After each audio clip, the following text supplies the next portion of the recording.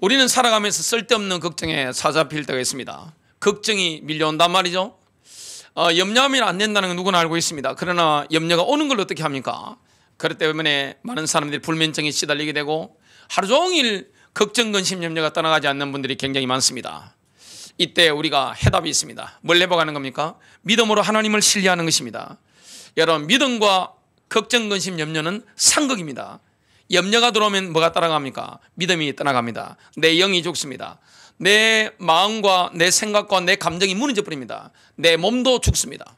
그런데 믿음이 들어오면 어떻게 됩니까? 내 영이 회복됩니다.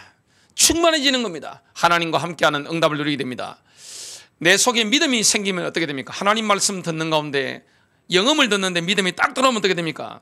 내 마음도 살아납니다. 상쾌해지고 후련해집니다. 염려가 내가 언제 염려했지 싶은 만큼 싹 다 떠나가 버립니다. 걱정, 근심이 싹 사라져 버리는 것입니다. 내 이마의 주름, 마음의 주름, 생각의 주름, 감정의 주름이요 쫙 펴져 버립니다. 뭐도 회복되집니까? 건강도 회복되집니다. 오늘 그래서 시편 124편 8절은 이런 말씀을 합니다. 우리의 도움은 천지를 지으신 여호와의 이름이 있도다. 여러분의 도움이 어디 있습니까? 천지를 지으신 여호와의 이름, 여호와 니시, 승리를 주시는 여호와 니시, 우리에게 치유를 주시는 여호와 라파, 우리에게 모든 필요를 공급해 주시는 여호와 이레, 그 하나님의 이름에 우리의 도움이기 때문에 오늘 기도하는 시간 되시길 주님 이름으로 축복합니다. 내 힘으로 도저히 해결할 수 없다. 이때는 뭐합니까? 은혜의 보좌 앞에 나아가야 되는 겁니다. 보좌 앞에 한 발짝 한 발짝 더 가까이 나아가는 겁니다. 히브리서 4장 16절이죠. 그러므로 우리는 긍휼하심을 받고 때를 따라 돕는 은혜를 얻기 위하여 은혜의 보좌 앞에 담대히 나아갈 것이니라. 우리는 예수님의 피를 믿는 믿음으로 말미암아 은혜의 보좌 앞에 담대히 나아갈 수 있습니다. 왜 그렇습니까? 하나님이 그렇게 하라고 명령하셨어요. 히브리서 10장 19절입니다. 그러므로 형제들아, 우리가 예수의 피로 인하여 담대히 지성소로 들어가나니. 이 땅에 모세의 성막이 있었습니다. 이 땅에 다윗이 하나님께로부터 설교들을 받았던 솔로몬이 지었던 예루살렘 성전이 있었습니다. 그 안에 가장 은밀한 곳에가 뭐가 들어있습니까? 지성소 안에 뭐가 있습니까? 하나님의 법궤가 있습니다. 언약궤가 있습니다. 그 지성소를 들어가야 되는데 모세나 다윗이 받았던 그 설교도는 뭘 보고 받은 거죠? 하늘에 있는 성막입니다. 그걸 그대로 본떠서 이 땅에 재현한 게 성막이요 예루살렘 성전이었습니다. 근데 그 당시 지성소는 1년에 한 번 대제사장이 속죄일에 들어갑니다. 우리는 뭐합니까? 날마다 담대히 예수의 피를 힘입어 들어갈 수 있는 것입니다. 하나님을 독대할 수 있는 거예요. 여러분, 인생에 고민이 있을 때마다, 문제가 있을 때마다 하나님과 독대하는 축복이 되시길 바랍니다. 사람은 여러분에게 도움이 되지 못합니다. 여러분, 진정으로 어려움 있을 때, 내 너무 힘들어, 죽고 싶은 만큼 힘들 때, 내 멘탈이 나갈 정도로 힘들 때 배우자가 도움이 됩니까? 부모님이 도움이 됩니까? 자식이 도움이 됩니까?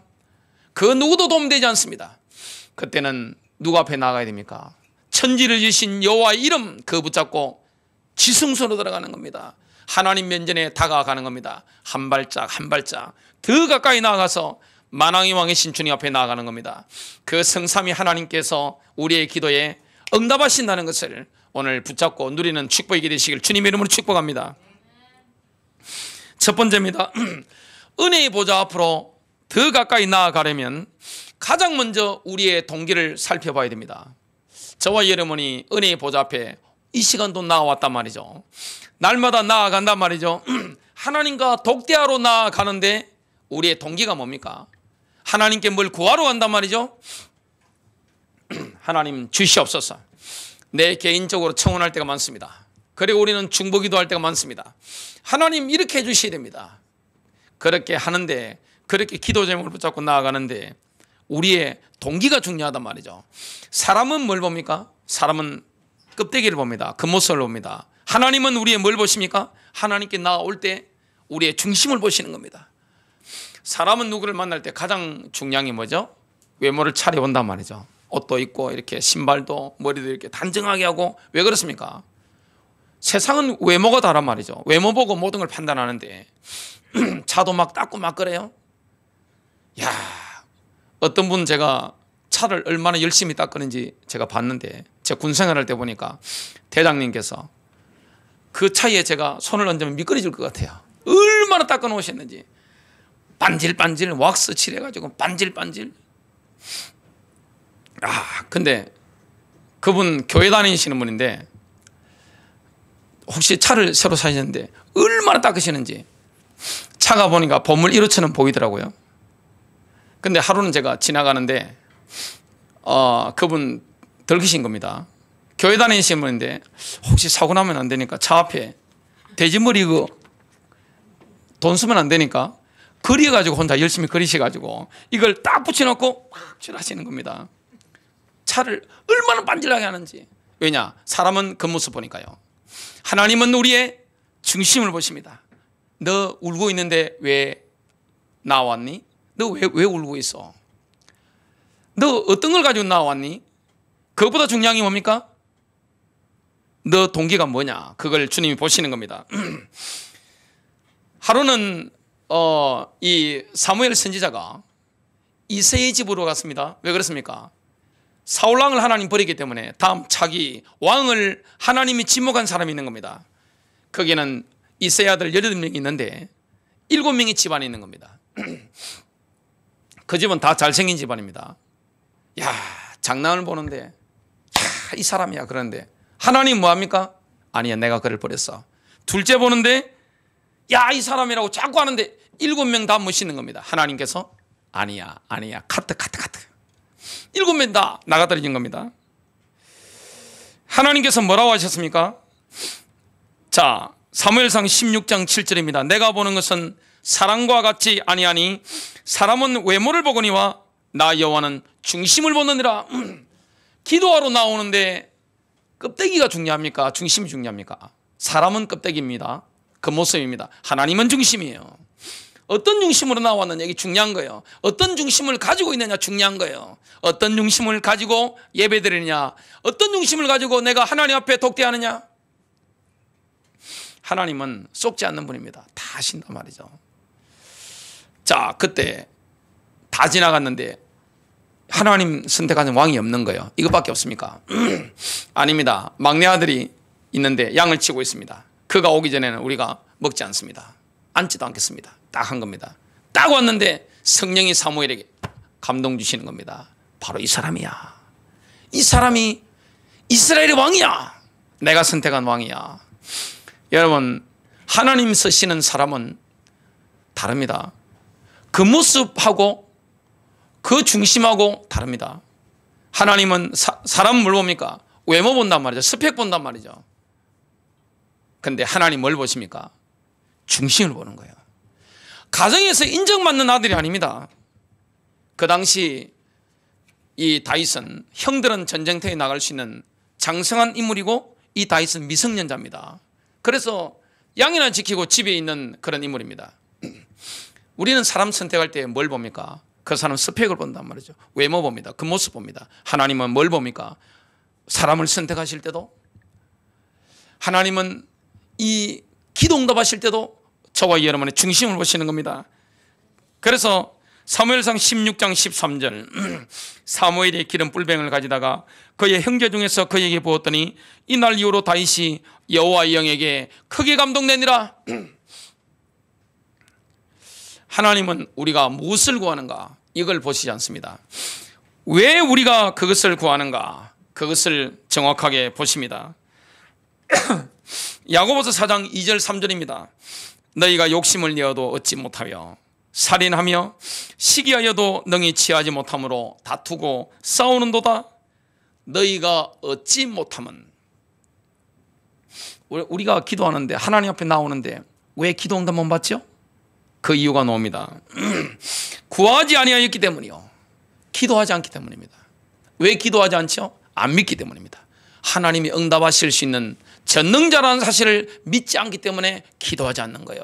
하나님 앞에 나오지 않는 거예요. 믿는다면 하나님께 나왔겠죠? 기도했겠죠? 독대했겠죠?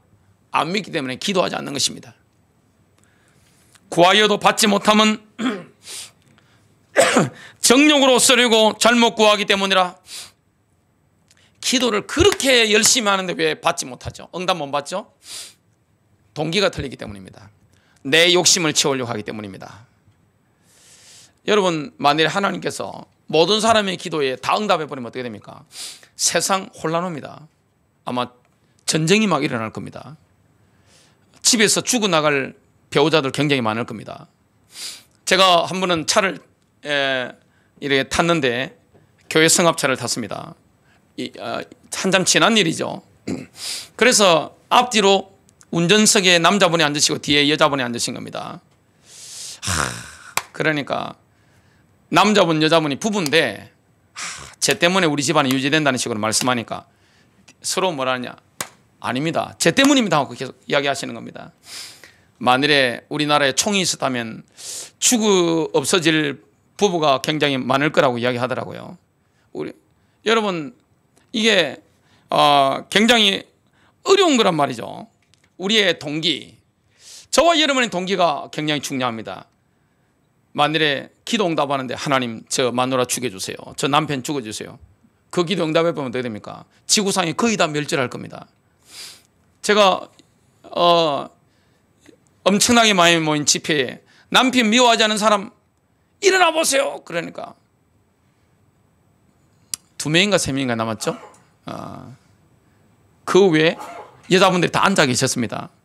남편 한 번도 미워한 적 없는 사람 그러니까 야, 여자분 2분 용감하시더라고요. 이렇게 딱 이렇게 겸손하게 이렇게 있더라고요.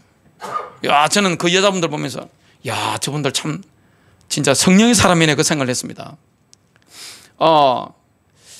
자, 하나님은 모든 사람의 기도에 응답하지 않습니다. 동기가 무엇이냐? 가장 올바른 동기가 뭡니까? 하나님께 영광 돌리는 동기입니다. 하나님의 은혜의 보좌 앞에 나왔는데 우리가 구해서 응답받는데 그 응답으로 말미암아 하나님 영광을 받으시는 거예요. 하나님 우리 자녀를 통해 영광 받아주세요. 나를 통해서, 우리 가문을 통해서, 교회를 통해서 하나님이 영광 받아주세요. 이 응답을 하나님이 하시는 것이 하나님께 영광이 돌려지는 겁니다. 내 욕심 채우는 게 아닙니다. 내 야망을 채우는 게 아니란 말이죠. 하나님을 나를 위해서 활용하는 게 아닙니다. 하나님은 자판기가 아니세요. 이렇게 내가 1,000만 원 딱 넣으면 1억이 막 쏟아지고 잭팟이 막 터지고 말이죠. 하나님 그런 분 아니에요. 흥부 박 터지고 이런 거는 하나님이 아니란 말이죠. 하나님은 무조건 주시는 분이 아닙니다. 그릇이 되면 주는 것이고 동기가 올바를 때 주시는 것이고 그 기도 응답이 하나님께 영광이 된다면 하나님이 속히 응답하시는 겁니다. 요한복음 14장 13절입니다. 너희가 내 이름으로 무엇을 구하든지 내가 행하리니. 예수 이름으로 기도하면 무엇이든 응답받습니다. 이는 아버지로 하여금 아들로 말미암아 영광을 받으시게 하려 함이라. 여러분, 죄의 본질이 뭡니까? 죄가 뭡니까? 죄의 본질에 대해서 로마서 1장 21절이 말씀합니다. 하나님을 알되 하나님을 영화롭게도 아니하며 하나님께 영광 돌리지 않는 그게 죄입니다. 감사하지도 아니하며 감사하지 않는 그게 죄요. 오히려 그 생각이 허망해지며 미련한 마음이 어두워졌나니. 올바른 동기를 가지고 하나님께 나온다면, 올바른 동기를 가지고 하나님의 면전에 보좌에 나아간다면, 하나님과 독대한다면 성경에 있는 모든 약속이 응답으로 다가오게 됩니다. 고린도후서 1장 20절입니다. 하나님의 약속은 얼마든지 그리스도 안에서 예가 되니 그런즉 그로 말미암아 우리가 아멘하여 하나님께 영광을 돌리게 되느니라. 예수 이름으로 기도할 때, 또한 그것을 하나님의 영광을 위해서 기도할 때, 성경에 나오는 약 8,000가지의 약속이 우리에게 응답으로 다가오는 겁니다. 언제입니까? 아멘할 때. 저와 여러분에게 이 응답이 있는 줄로 믿습니다. 여러분, 하나님의 뜻대로 기도하면 응답받는 거예요. 하나님의 영광을 위해서 기도하면 응답받는 거예요. 근데 우리가 하나님 뜻을 잘 모를 만큼 연약하단 말이죠. 한 주간 동안 영적 생활을 제대로 하신 분들은 이게 성령 역사 속에 들어가기 쉽습니다. 하나님 뜻이야 이렇게 알기 쉽단 말이죠. 근데 성령 역사가 아니라 세상 가운데 찌들리 살았다, 이거 쉽지 않단 말이죠. 우리는 뭘 의지해야 됩니까? 성령님을 의지해야 됩니다. 성령님이 우리의 몸을 성전이니까, 우리 몸이 성전이니까요, 몸을 그릇으로 삼아서, 도구로 삼아서 우리 안에서 기도를 시작하시는 겁니다. 그래서 우리가 밤에 잘 때도 내 영은 껴있는 겁니다. 우리가 성령께 인도받을 때 하나님의 뜻을 발견하게 됩니다. 그때 하나님의 원하시는 하나님의 계획과 하나님의 기도 제목 가운데 원하시는 게 있습니다. 이걸 하나님 뜻을 딱 붙잡고 기도하면 어떻게 됩니까? 권능이 나타나는 겁니다. 거기에는 능력이 있는 거예요. 그 기도 응답을 통해서 주님이 영광을 받으시는 줄로 믿으시길 바랍니다. 전 세계 2차 대전 때 독일군과 영국군이 붙었단 말이죠. 독일이 얼마나 강합니까? 프랑스를, 전 세계 최고의 육군을 가지고 있었던, 세계 1위의 육군을 가지고 있었던 프랑스 육군을 독일이 이 전격전을 사용해서 쓸어버렸단 말이죠. 자, 2차 대전의 전환점이 된 전투, 어디냐면 알라메인 전투인데 북아프리카에서 전쟁이 붙은 겁니다. 거기에 독일군의 유명한 장수가 있습니다. 사막의 여우라 불리는 장수인데 롬멜 장군입니다. 지금도 독일군이지만 엄청 존경받는 군인의 표상처럼 그런 인물인데, 거기에 롬멜이 워낙 탱크 같은 거 가지고 전쟁을 잘하니까 영국이 완전 밀리는 겁니다.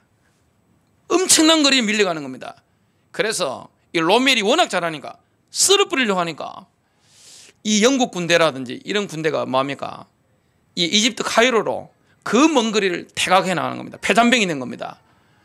독일이 만일에 이집트 카이로를 점령하면 어떻게 됩니까? 이스라엘까지 완전 쓸어버리고 중동의 석유를 따가지려고 하는 겁니다. 근데 그게 실현되기 직전에 영국에서 누구를 파송했느냐? 어떤 장군을 딱 파송한 겁니다. 근데 이 장군이 사고 나가지고 적사해버린 겁니다. 죽어버린 겁니다. 그때 영국 군인 가운데 어떤 군인이 기도를 한 겁니다. 하나님 원하시는 인물인 그 장군을 세워 주시옵소서, 이 기도한 겁니다. 그때 전시 내각이니까 영국에는 처칠 수상이 있었죠. 누구를 임명합니까? 몽고메리 장군을 임명합니다. 그 몽고메리 장군은 별로 유명한 장군이 아니었다고 합니다. 근데 몽고메리 장군이 다시 날아간 겁니다. 날아갔는데 보니까 군 사기가 엉망이거든요. 장교들이 타락한 겁니다. 사병들은 물도 제대로 못 마시고 있는데 그 엄청난 마실 물보다 더 많은 위스키를 장교들이 마시고 있는 겁니다. 군 기강을 싹 다 잡은 겁니다. 그러니까 흩어져 있는 군대를 딱 전열을 정비한 겁니다. 그래서 영국 역사상 최고의 빛나는 전과를 거두는 전투가 벌어졌는데 롬멜 군대를 이겨버린 겁니다. 전세가 완전히 바뀌어버린 겁니다. 그 소식을 들었던 이 군인이 라디오를 통해서 그 소식을 들으면서 몸이 전율이 위에서부터 발끝까지 쫙 돋았다고 합니다. 하나님의 뜻을 따라 기도하는 겁니다. 그게 바로 하나님의 뜻을 따라 기도하는 겁니다. 저와 여러분이 성령 인도 받으면 하나님의 뜻을 붙잡고 기도하게 되어 있는 겁니다. 내 동기가 아니라 하나님의 뜻입니다. 내 영광이 아니라 내 욕심을 채우는 게 아닙니다. 뭡니까? 하나님께 영광 돌리지는 동기입니다.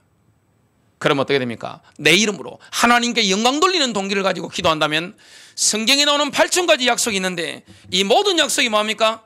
응답으로 다가오는 거예요. 은혜의 보좌 앞에 나아가는 축복이 되시길 바랍니다. 더 가까이 나아가게 되시길 바랍니다.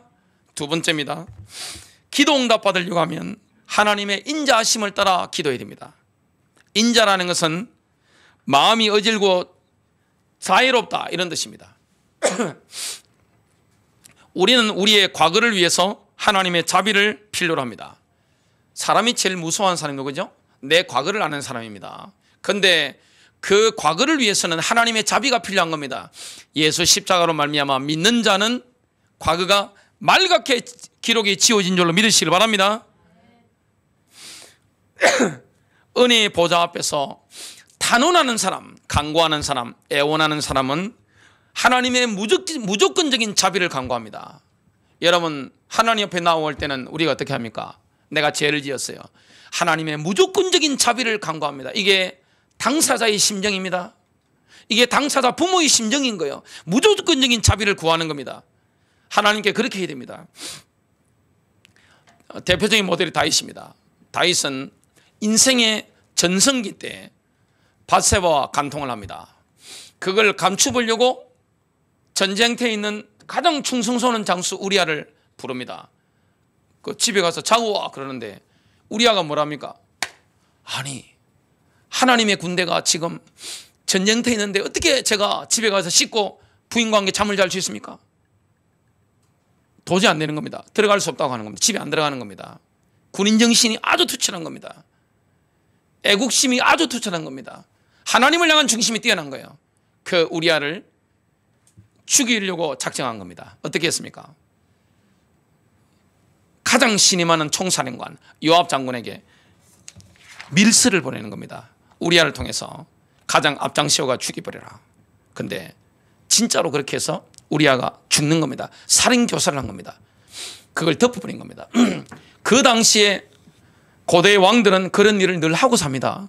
근데 하나님의 사람은 그게 아니다 말이죠. 하나님께서 누구를 보냅니까? 나단 선지자를 보내는 겁니다. 죄라는 것은 덮어주는 게 복음이 아닙니다. 그건 신앙이 아닌 거예요. 왜 그렇습니까? 다윗은 일반인이 아니에요. 왕이자 선지자예요. 그래서 하나님이 나단을 보내서 뭡니까? 바로 말하면 죽으니까 돌려서 말하니까 다윗의 양심이 깨어나서 분노하는데 이 나단이 뭐랍니까? 당신이 바로 그 사람이다 하니까 다윗이 바로 뭡니까? 하나님 앞에 엎드러져 가지고 회개합니다. 하나님, 자식을 살려주세요. 아들이 아프다고 하니까, 밧세바의 사이에 태어난 아들이 아프다고 하니까 살려주세요. 금식에도 하나님 데려갔습니다. 그 만일에 자식이 살아있으면 어떻게 됩니까? 창세기 3장 15절 여자의 후손이 와서 뱀의 머리를 상해할 것이다. 메시아의 줄기가 흔들리는 겁니다. 하나님이 죽이는 겁니다. 데려가는 것도 은혜예요. 그때 다윗이 얼마나 회개하는지. 시편 51편 1절입니다. 오 하나님이여, 주의 인자하심에 따라 내게 긍휼을 베푸시며 주의 친절한 긍휼의 풍성함을 따라 내 범법들을 지워주소서. 용서받을 수 없는 죄랄지라도 십자가 열심 보혈의 피는 저와 여러분을 맑게 씻기지는 줄 믿습니다. 하나님의 자비로우심은 하나님의 영원한 성품의 한 단면입니다. 하나님의 자비, 하나님의 긍휼은 하나님의 성품이에요. 시편 106편 1절입니다. 할렐루야, 여호와께 감사하라. 그는 선하시며 그 인자하심이 영원하미로다. 하나님의 긍휼은 무한하신 거예요. 영원한 거예요. 여러분이 어떤 죄를 지었다, 여러분 자식이 죄를 지었다, 뭐 하겠습니까? 그 당사자나 부모는 무조건적인 자비를 원합니다. 우리가 하나님 앞에 범죄했을 때 뭡니까? 하나님 용서해 주세요. 무조건적인 자비를 원한단 말이죠. 주님은 뭐 하십니까?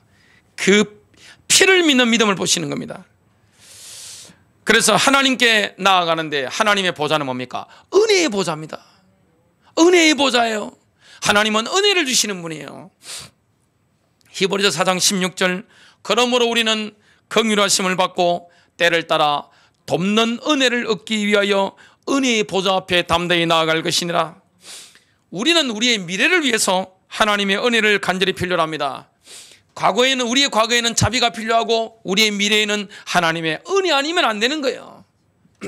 하나님의 은혜 없이 우리가 승리할 수 있습니까? 불가능합니다. 은혜는 우리의 노력으로 얻을 수 있는 게 아닙니다. 저와 여러분의 공로로 은혜를 받을 수 있는 게 아니에요. 우리의 노력으로 받을 수 있다면 이미 그것은 은혜가 아닙니다. 하나님은 우리에게 미래의 은혜를 주시는 거예요. 종교적인 사람이 왜 실패합니까? 내가 뭘 해서 하나님 은혜를 받으려고 합니다. 그건 실패합니다. 내가 뭘 해서가 아닙니다. 예수 십자가를 믿는 믿음으로 말미암아 하나님의 은혜가 임하는 줄로 믿으시길 바랍니다. 로마서 11장 6절입니다. 만일 은혜로 된 것이면 그것이 더 이상 행위에서 난 것이 아니니 그렇지 않으면 은혜가 더 이상 은혜가 아니니라. 그러나 만일 행위에서 난 것이면 더 이상 은혜가 아니니라. 이처럼 하나님의 자비와 하나님의 은혜는 절대 우리의 노력으로는 얻을 수가 없는 겁니다. 히브리서 4장 16절 그러므로 우리는 긍휼하심을 받고 때를 따라 돕는 은혜를 얻기 위하여 은혜의 보좌 앞에 담대히 나아갈 것이니라. 우리는 하나님의 은혜로만 하나님께서 요구하시는 그런 종류의 사람이 될 수 있습니다. 하나님은 하나님께서 원하시는 사람으로 우리를 만들어가기를 원합니다. 그건 하나님의 은혜입니다. 여러분, 나 같은 죄인 살리신 그 찬송을 지었던 존 뉴턴 보세요. 부모가 볼 때도 저놈 안 되겠어, 사람들을 볼 때도 안 되겠어, 이렇게 했습니다. 근데 이 존 뉴턴이 그리스도를 정말로 만나고 나서, 인격적으로 만나고 나서 하나님 말씀과 사는 겁니다. 주님과 생명적 관계 속에서 동행한 겁니다. 날마다 순간마다 동행한 겁니다.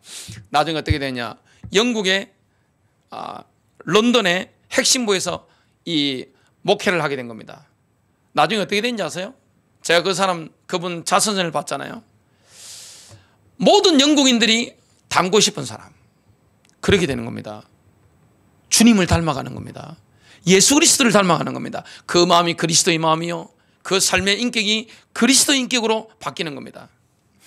하나님의 은혜로만 하나님이 요구하시는 그런 종류의 삶을 살 수가 있는 겁니다.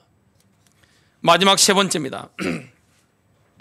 기도 응답 받으려고 하면 예수 이름으로 은혜의 보좌 앞으로 담대히 나아가야 됩니다. 하나님 보좌 앞에 쭈삣쭈삣 나갈 필요 없어요? 그럴 필요 없습니다. 하나님과 독대하는데, 은혜의 보좌 앞에 나아가는데 담대히 나아가는 거예요. 기도하러 가는데 담대히 나아가는 거예요. 적극적으로는 확신을 가지고 은혜의 보좌 앞으로 나아가야 됩니다. 그 어떤 심각한 문제, 그 어떤 심각한 상황을 만나더라도 은혜의 보좌 앞에 담대히 나아갈 수 있는 겁니다. 그러므로 우리는 긍휼하심을 받고 때를 따라 돕는 은혜를 얻기 위하여 은혜의 보좌 앞에 담대히 나아갈 것이니라. 여러분, 우리의 시선을 어디에 집중해야 됩니까? 문제에 집중하는 게 아닙니다. 일어나는 상황, 흔들리는 상황에 집중하는 게 아니에요. 내 질병에 내 시선을 집중하는 게 아니에요. 내 문제에, 갈등에, 내가 어려움에 내 시선을 집중하는 게 아니에요. 저와 여러분의 시선을 어디에 집중해야 됩니까? 은혜의 보좌입니다. 하나님이 은혜를 베풀어 주시는 그 은혜의 보좌, 천국에서 지금 우리의 기도를 다 들으시는 은혜의 보좌, 이곳으로 나아가는 겁니다. 정확하게 하나님께서 필요한 때에 도우시는 은혜를 잊게 됩니다. 하나님이 정말 필요한 때에 도와주시는 겁니다. 여러분 인생에 진정한 도움이 누가 도와줍니까? 인생을 살아보신 분들, 여러분 진짜 어려울 때 부모님이 도움됩니까? 형제가 도움됩니까? 자식이 도움돼요? 아무도 도움 줄 수 없는 거예요. 때를 따라 돕는 은혜는 그 모든 상황을 돌파하는 능력과 그 응답과 그 권능은 어디로 옵니까? 하늘 보좌로부터 오는 거예요. 그 신자는 그래서 어떤 문제 만나도 얼굴이 뭐 흑빛이 돼가지고 막 시달리고 막 마음에 주름이 지고 생각이 주름이 지고 막 감정이 막 왔다 갔다 하고 이럴 필요 없습니다. 기도 속에 들어가야 되는 거예요. 아무리 몸이 아프더라도. 제가 어떤 자매님의 간증을 직접 들었습니다. 암으로 걸려 죽는 겁니다. 수술해도 1년, 수술 안 해도 1년. 의사 선생님한테, 선생님, 그 젊은 여성이었습니다. 선생님, 저 수술 안 합니다. 근데 누구로 만족하느냐? 예수 그리스도. 그 아름다운 이름 예수 그리스도. 그 눈이 뭘 바라봅니까? 질병의 고통을 바라보는 게 아니에요. 하늘 보좌의 그 아름다운 그 광경, 예수 그리스도의 그 아름다운 모습, 이걸 집중하는 것입니다. 인간은 영계 속에 들어갈 때가 있습니다. 영적 세계, 깊은 세계에 들어갈 때가 있습니다. 배부를 때 들어갑니까? 자, 이 중에 배부르고 등 따뜻하고 엄청난 돈이 있고 권력이 있다, 타락 안 하는 사람 손 한번 들어보십시오. 하나님을 멀리 안 할 사람 손 한번 들어보십시오. 아무도 없습니다. 인간은 그렇게 완전한 존재 아니에요. 죽다 살아난 사람만 그런 거 이겨낼 수 있습니다. 그래서 하나님 뭐합니까? 응답하시기 전에 가장 밑바닥의 골짜기로 인도하시는 거예요. 내 모습을 보게 하시는 거예요. 겸손하게. 나중에 하나님이 응답하시면 뭐라고 합니까? 하나님이 하셨네요. 누가 대단하시다 그러면 아니에요. 정말로 하나님이 하셨어요. 그분 눈을 보면 전혀 거짓말이 아닙니다. 진심으로 하나님이 하셨다고 하는 겁니다. 하나님이 하시는 거예요. 하나님이 언제 우리를 도와주시는 그 시간표입니까? 그 타이밍이 언제입니까? 내가 이 문제를 해결할 수 없다는 바로 그 타이밍입니다. 내가 이 상황을 도저히 해결할 수 없다, 그 상황일 때 하나님이 때를 따라 돕는 은혜를 우리에게 손길을 내미시는 거예요. 그래서 우리는 예수님의 피가 하나님의 면전에 뿌려졌다는 충만한 확신 속에서 은혜의 보좌에 가는 겁니다. 히브리서 10장 19절과 22절입니다.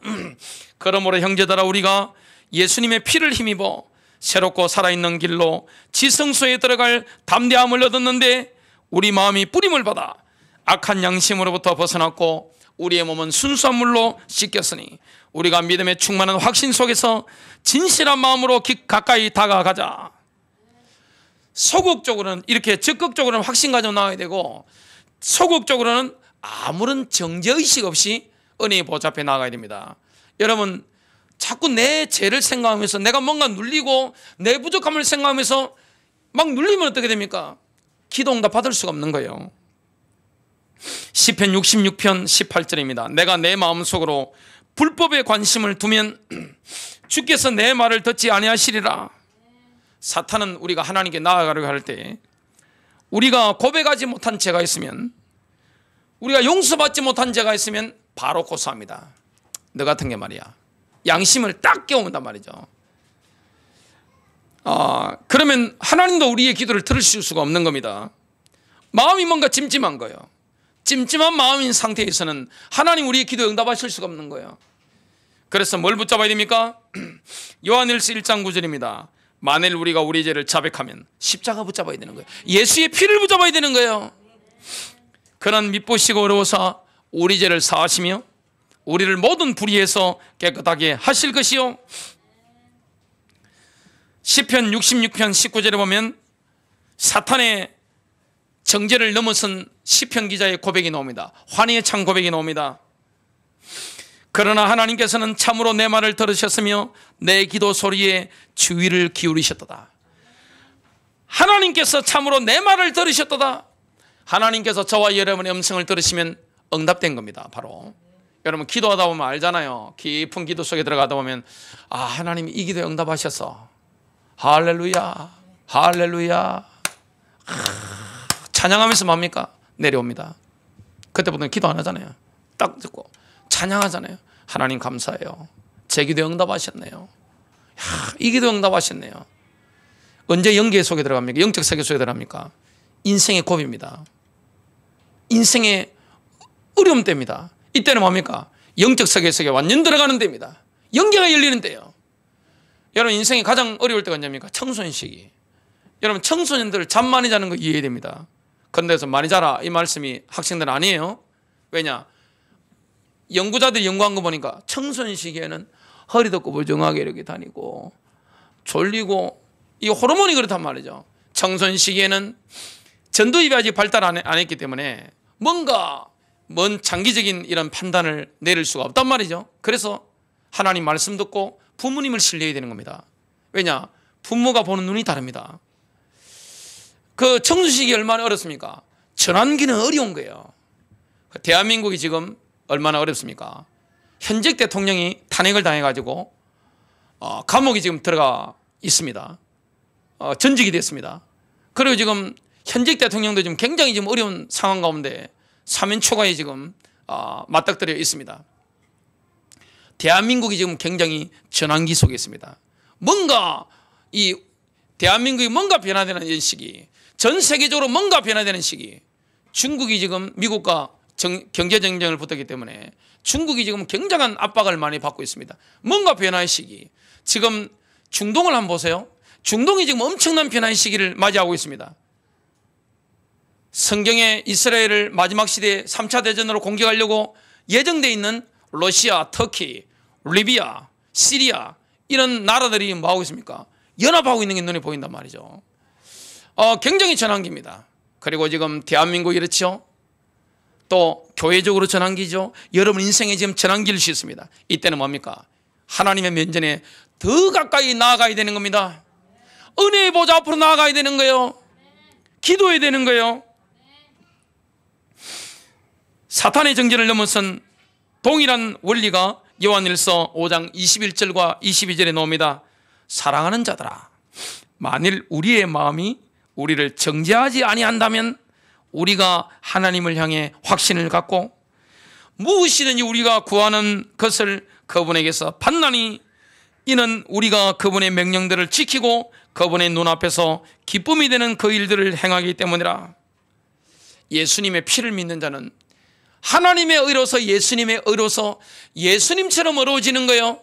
마치 한 번도 죄를 지은 적이 없는 것처럼 어려워진 거예요. 그 어려워진 심령을 가지고 하나님 앞에 깨끗해진 그 양심을 가지고 나아가는 거예요. 은혜의 보좌 앞에 나아가는 거예요. 기도 제목을 가지고 나아가는 거예요. 청혼하는 거예요. 하나님 주세요. 그리고 중보하는 거예요. 로마서 8장 1절입니다. 그러므로 이제 그리스도 예수님 안에 있는 자들에게는 정죄함이 없나니 그들은 육신을 따라 걷지 아니하고 성령을 따라 걷느니라. 여러분, 담대한 모델이 성경에 나옵니다. 누굽니까? 에스더입니다. 지금 하만의 음모 때문에 유대민족이 멸절당하게 생겼습니다. 한 명도 남지 않고 다 죽게 생겼습니다. 그 소식을 듣고 우짜우짜 하다 보니까 뭘 부탁합니까? 에스더가 기도 부탁을 하는 겁니다. 유대인들에게 3일 금식을 선포하는 겁니다. 본인도 3일 금식을 한 겁니다. 근데 문제가 있었습니다. 에스더는 30일 동안 왕의 부름을 받지 못하고 있었습니다. 왕의 은덕을 30일 동안 못 받은 거예요. 왕 앞에 함부로 나가면 어떻게 됩니까? 죽습니다. 근데 3일 금식 후에 뭐합니까? 쭈삣쭈삣 들어갔을까요? 그렇지 않습니다. 왕비의 옷을 입고 당당하게 이렇게 들어간 겁니다. 그 모습을 보고 왕이 넋이 나간 겁니다. 완전 홀린 겁니다. 우리가 하나님 앞에 나아갈 때 어떻게 됩니까? 예수의 피를 힘입어 담대히 나가야 될 줄로 믿습니다. 은혜의 보좌 앞에 나가야 됩니다. 결론입니다. 결론 맺겠습니다. 은혜의 보좌 앞으로 더 가까이 나아가는 사람에게는 충만한 기쁨이 예비되어 있습니다. 하나님의 임재는 뭡니까? 기쁨이에요. 여러분, 성령의 역사는 뭡니까? 기쁨이에요. 기쁨이 넘치는 거예요. 하나님의 임재 속에는 기쁨이 있는 거예요. 요한복음 16장 24절, 지금까지는 너희가 내 이름으로 아무것도 구하지 아니하였으나 구하라 그리하면 받으리니 너희 기쁨이 충만하리라. 성령 침례를 받게 될 것이다. 성령 세례를 받게 될 것이다. 여러분, 기도가 되어지면 기쁨이 넘칩니다. 기도가 딱 쏟아되면 어떻게 됩니까? 기쁨이 사라지는 거예요. 그때부터는 염려가 옵니다. 걱정, 근심이 막 밀려옵니다. 여러분, 기도하게 되시기를 주님의 이름으로 축복합니다.